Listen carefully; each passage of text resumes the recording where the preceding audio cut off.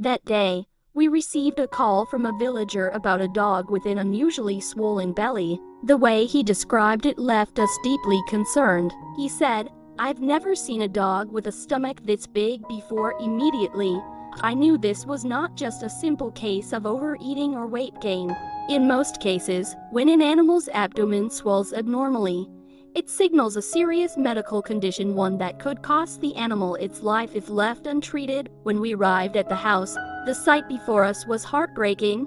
There lay a dog, named Qizai, only a few years old, struggling to breathe under the weight of his own body. His belly was stretched so tightly it nearly dragged along the ground. His ribs were hidden beneath layers of fluid, and his eyes, oh, those eyes looked at us with such a silent plea, as though he was begging for one last chance. The young man, who used to be his owner, about 26 years old, stepped forward.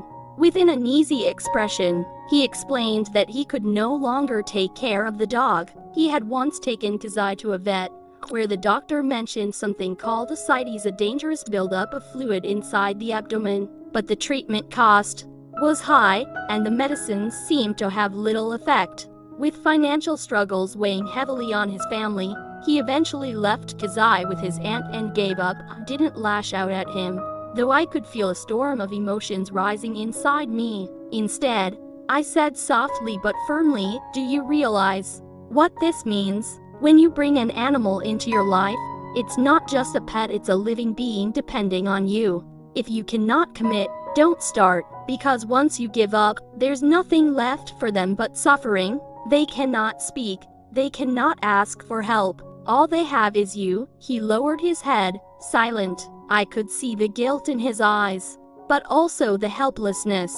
Yes, life can be difficult, and not everyone has the means, but still, helplessness should never be the reason to abandon a life. Without wasting more time, we prepared to perform an emergency procedure right there.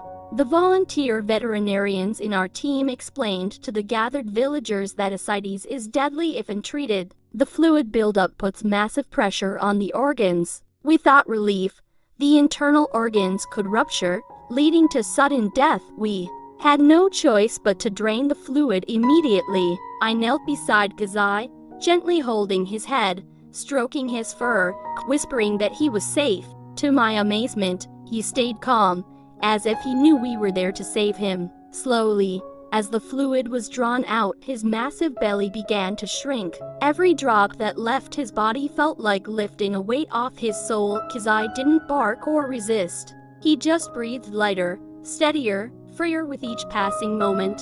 And in those quiet breaths, I saw something extraordinary: trust. He trusted us, strangers, more than anything in the world at that moment. My eyes burned with tears I didn't want to shed in front of the villagers around us. People from the village had gathered. At first, many were simply curious, treating the scene like a spectacle. But as they watched, their expressions changed. Whispers spread through the crowd, "So animals need treatment too, just like people. They feel pain, they suffer, and they can be saved." It was then I realized something powerful. Saving one animal doesn't just change that animal's fate, it can shift the way people see the lives around them. Maybe from today, these villagers will look more closely at the dogs and cats wandering their streets. Maybe they will no longer turn away when they see suffering. Maybe compassion will grow where there once was indifference. When the procedure ended, Qizai stood up on shaky legs. His gait was unsteady, but his eyes shone brighter than before. It was as though hope itself had returned to him. The villagers murmured in amazement, some even smiling. For us, it was an indescribable joy watching life reclaim its place where death had been looming. Before leaving, I turned to the young man once more. "If you ever decide to keep an animal again," I told him, "please think it through. Every life, no matter how small, deserves love, care, and responsibility." That day, we didn't only save Qizai, we also treated 2 other animals in the village who were suffering from skin infections. 3 rescues in one day may seem small in the eyes of the world, but for that village, it was enough to spark change. Everyone now knew that animals deserve care. Everyone had seen what it meant to fight for a life that could so easily have been lost. As we loaded Qizai into the car, he lifted his paw, pressing it gently against the side of the vehicle, almost as if he was waving goodbye or maybe saying thank you.